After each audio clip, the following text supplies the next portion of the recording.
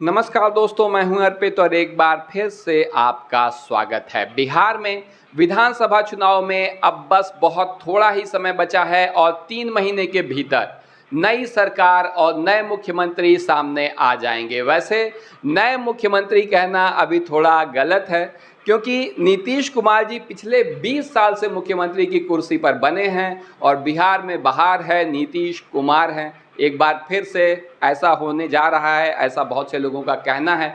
आपकी जो भी राय हो कमेंट करके ज़रूर बताइएगा कि क्या इस बार नीतीश कुमार अपनी कुर्सी बचा पाएंगे या फिर चिराग पासवान जो एनडीए की ही तरफ से मुख्यमंत्री की रेस में चले आ रहे हैं। हालांकि एनडीए ने स्पष्ट किया है, भाजपा ने भी कहा है कि नीतीश जी ही हमारे मुख्यमंत्री के चेहरे हैं, लेकिन उनके स्वास्थ्य को लेकर भी सवाल उठाए जा रहे हैं।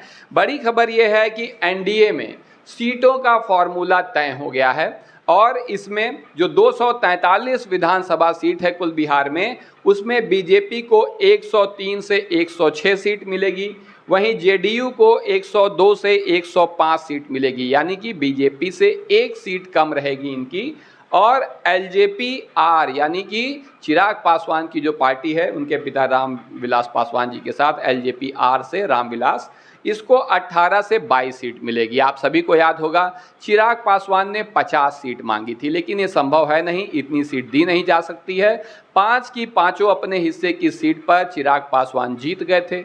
इसी वजह से उनकी राजनीतिक महत्वाकांक्षाएं बढ़ी हुई हैं, अधिक सीटें मांग रहे हैं, लेकिन उन्हें 18 से 22 पर मानना भी पड़ेगा। इसके पहले कहे थे कि जो है हम एनडीए के साथ नहीं रहेंगे, चुनाव अलग होकर लड़ेंगे, बाद में उन्होंने इसका खंडन कर दिया। तो अब यही फॉर्मूला तय है। हमको, जो कि जितिन राम मांझी जी की पार्टी है, 5 से 6 सीट मिलेगी और आरएलएम यानी राष्ट्रीय लोक मोर्चा उपेंद्र कुशवाहा जी की पार्टी को 4 से 6 सीट मिलेगी।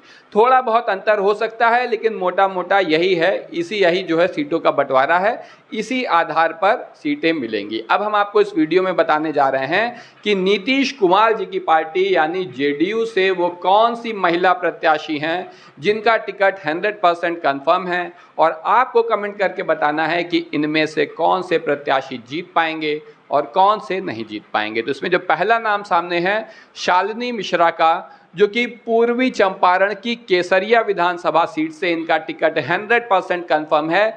इसी सीट पर ये वर्तमान विधायक भी हैं, यानी इस समय विधायक हैं इसी सीट से। जेडीयू बिहार की जनरल सेक्रेटरी हैं, टिकट इनका 100% कन्फर्म है। अगर जेडीयू की जनरल सेक्रेटरी हैं तो इनके राजनीतिक कद का आप अंदाज़ा लगा ही सकते हैं, टिकट मिलने पर तो सवाल ही नहीं उठता है। अब चुनाव जीत पाएंगी या नहीं, ये आपकी जो भी राय हो इस सीट्स पर कमेंट करके ज़रूर बताइएगा। अगला जो नाम है ये है मीना कुमारी, जो कि बाबू बरही मधुबनी की सीट है। यहाँ से इनका टिकट 100% कन्फर्म है। पिछले विधानसभा चुनाव में यानी 2020 में ये जेडीयू की उभरती हुई महिला नेता के रूप में उभरी हैं, काफ़ी ज़्यादा इन्हें नाम मिला है। वर्तमान में ये यहाँ की विधायक हैं ही, आपको पहले ही बता दिया, युवा चेहरा हैं और टिकट इनका 100% कन्फर्म है इस सीट से। चुनाव जीत पाएंगी या नहीं, क्योंकि बहुत बार एंटी इनकम्बेंसी भी होती है। मीडिया में भले नाम ऊंचाई पे चल रहा हो, लगातार चर्चा में हो, हर तरफ तारीफ हो रही हो, लेकिन जब आप सत्ता में रहते हैं तो ऐसा हो भी जाता है। लेकिन जमीन पर इन्होंने कैसा काम किया है, इसी आधार पर इस चुनाव में जीतेंगी या हारेंगी। पिछली बार भी हमने देखा कि 2 जीत का मार्जिन होता था, चाहे जिस भी पार्टी को जीत मिली हो वो बहुत कम होता था, यानी बहुत ज़ोरदार चुनाव हुआ था 2020 विधानसभा का, और वैसा ही ज़बरदस्त चुनाव एक बार फिर से होने जा रहा है। तो आपकी जो भी राय हो, ये चुनाव जीत पाएंगी या नहीं, कमेंट करके ज़रूर बताइएगा। अगली है लेसी सिंह, जो कि पूर्णिया की धमदाहा विधानसभा सीट से वर्तमान में, बल्कि कहें लगातार ही विधायक बनी हुई हैं, वरिष्ठ नेता हैं जेडीयू की, और यहाँ पर इनका टिकट 100% कन्फर्म है।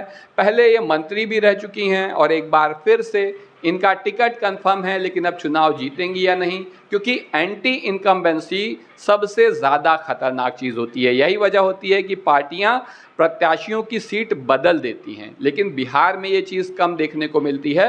बाहर तो ऐसा बहुत होता है, उत्तर प्रदेश में ऐसा बहुत होता है कि एक सीट से दोबारा नहीं लड़ाते हैं, कहीं और भेज देते हैं, क्योंकि पता है कि अगर इसी सीट से लड़ेंगे तो पब्लिक हमेशा वर्तमान विधायक, वर्तमान सांसद से नाराज़ ही रहती है, चुनाव जीतना बहुत मुश्किल होता है। तो लेकिन ये धमदाहा सीट से ही लड़ेंगी, चुनाव जीत पाएंगी या नहीं, आपकी जो भी राय हो कमेंट करके ज़रूर बताइए। अगला जो नाम है ये है रंजू गीता, सीतामढ़ी की बाजपट्टी सीट से वर्तमान विधायक हैं, दमदार राजनीतिक शख्सियत हैं। इनका टिकट भी 100% कंफर्म है, लगातार इस सीट से जीत रही हैं, जेडीयू की प्रदेश उपाध्यक्ष हैं, इसी से आप इनकी राजनीतिक स्थिति का आकलन कर सकते हैं। टिकट 100% कंफर्म है। चुनाव जीतेंगी या नहीं, जो भी आपकी राय हो, क्योंकि वही एंटी इनकम्बेंसी वाली बात है, तो कमेंट करके ज़रूर बताइएगा। और सामने भी अगर दमदार कोई प्रत्याशी आ जाता है तो भी मुश्किलें हो सकती हैं। अगला जो नाम है मधुबनी की फूलपरास सीट से गुलजार देवी यादव, पहले इस सीट से विधायक रह चुकी हैं, इनका नाम एक बार फिर से चल रहा है। लेकिन इसके अलावा इसी सीट से एक और नाम है जो काफ़ी ज़्यादा चर्चा में है, वर्तमान में मंत्री भी हैं, तो इनका टिकट हम कह सकते हैं कि ये नहीं कह सकते कि 100%, बल्कि संभावना काफ़ी कम है। हमें, आपको क्या लगता है, क्या ये इस सीट से बेहतर प्रत्याशी रहेंगी या फिर आगे हम जो दूसरा नाम बताएंगे वो बेहतर हो सकता है? अपनी राय कमेंट करके ज़रूर बताइए। लेकिन टिकट मांग रही हैं और मजबूती से मांग रही हैं, तो ऐसे में कुछ भी हो सकता है। अगली हैं सीतामढ़ी की बेलसंड विधानसभा सीट से सुनीता सिंह चौहान, दमदार नेता हैं, पहले सांसद भी रह चुकी हैं, वर्तमान में विधायक हैं बेलसंड से, जेडीयू में 2015-2020 की अवधि में सांसद रही हैं। इनका राजनीतिक अनुभव स्थानीय स्तर पर है, यानी ज़मीन से जुड़ी मजबूत नेता हैं। दोबारा टिकट मिलना 100% कन्फर्म है। जीतेंगी तो ऐसा नहीं है कि बहुत बड़ा मंत्रालय मिल जाएगा, लेकिन टिकट 100% मिलेगा। और सांसद भी रह चुकी हैं, तो विधायक तो जीत ही सकती हैं, क्योंकि सांसद ही जीतना और भी कठिन होता है। तो आपकी जो भी राय हो कि ये चुनाव जीत पाएंगी या नहीं, कमेंट करके ज़रूर बताइएगा। अगली जो नेता हैं इनका नाम है मंजू वर्मा, जो कि बेगूसराय की चेरिया बरियारपुर नाम की विधानसभा सीट से, ये नाम हमें बहुत अच्छा लगता है, चेरिया बरियारपुर। अगर कभी मौका मिला तो यहाँ हम जाएंगे ज़रूर। हो सकता है जगह देखने में उतनी अच्छी ना हो, लेकिन नाम वाकई में हमें बहुत पसंद है। चेरिया बरियारपुर से मंजू वर्मा 2 बार जेडीयू एमएलए रह चुकी हैं और बिहार सरकार में सोशल वेलफेयर मिनिस्टर भी रही हैं, और 2020 का चुनाव लगभग 40,000 वोट से हार गई थी।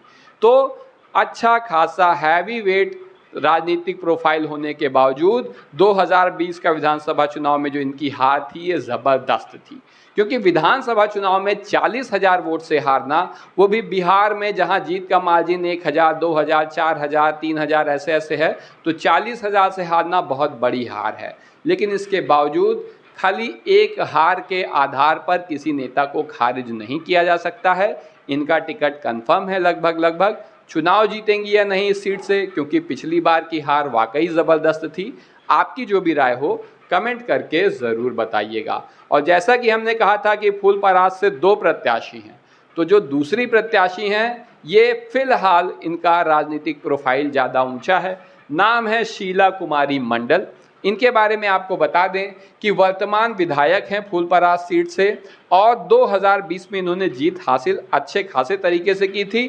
जेडीयू टिकट पर जीत दर्ज करने के बाद इन्हें ट्रांसपोर्ट और कम्युनिकेशन मंत्री भी बनाया गया था, और काफ़ी हाई प्रोफाइल में अब ये आ चुकी हैं। अगर आप इनके सोशल मीडिया अकाउंट को देखिए तो लगातार फूलपरास क्षेत्र में प्रचार में भी लगी हैं, तो इसका मतलब है कि यहीं से फिर से टिकट मांग रही हैं, सीट बदलने का कोई इरादा नहीं है। चुनाव जीत पाएंगी या नहीं, या फिर एंटी इनकम्बेंसी का शिकार बन जाएंगी, आपकी जो भी राय हो कमेंट करके ज़रूर बताइएगा। अगली नेता हैं अश्वमेध देवी कुशवाहा। इनके बारे में आपको बता दें कि ये उजियारपुर से सांसद भी रह चुकी हैं, और इस समय जो है ये वर्तमान में बिहार स्टेट विमेन कमीशन की चेयरपर्सन हैं और जेडीयू की वरिष्ठ महिला नेता हैं।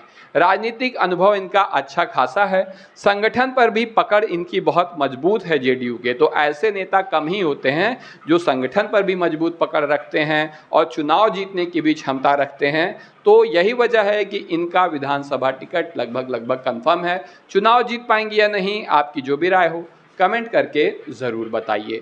अगला नाम जो आ रहा है यह है कविता सिंह का, जो सीवान की दरौंदा विधानसभा सीट से चुनाव लड़ेंगी।